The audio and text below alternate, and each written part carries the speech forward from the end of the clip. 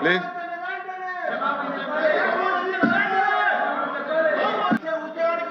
LOP గారు please. అధ్యక్ష మా డిమాండు ఏదైతే డిఐసి మీద ఉందో దాని మీద చర్చ జరగాలని అన్నాం. నేను ఒక విషయాన్ని తమ దృష్టి తీసుకొస్తాను. ఇది నాకంటే ఇంతకు ముందు అచ్చెన్నాయుడు గారు అగ్రికల్చర్ మినిస్టర్ గారు మాట్లాడారు. ఆయన మాట్లాడిన భాషను ఒకసారి చూడండి. ఆయన మాట్లాడుతూ బొత్స సత్యనారాయణ గారు దద్దమ్మ మనిషి మనిషి మనిషి మనిషి మనిషి మనిషి అధ్యక్ష అధ్యక్ష అధ్యక్ష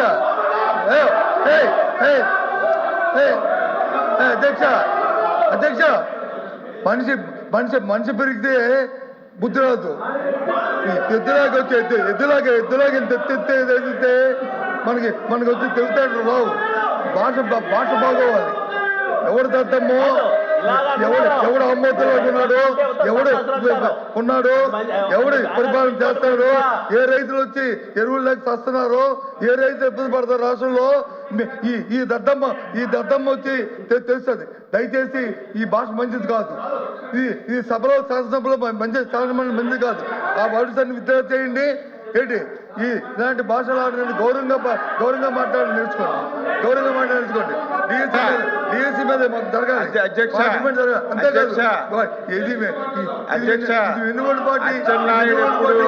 అచ్చెన్నాయుడు ఎప్పుడు అన్పార్లమెంట్ మాట్లాడదు అధ్యక్ష. మీరు గత ప్రభుత్వంలో విద్యాశాఖ మంత్రిగా ఉండి 5 సంవత్సరాలు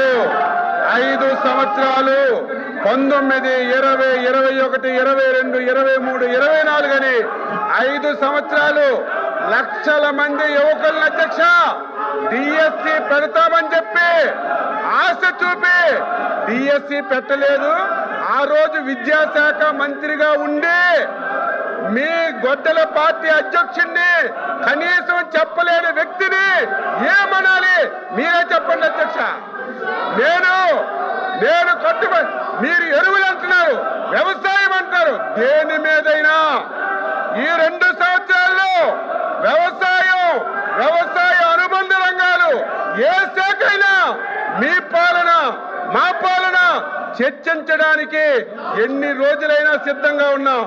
దద్దమ్మ అనేది అన్పార్లమెంట్ అయితే చెప్పండి అధ్యక్ష.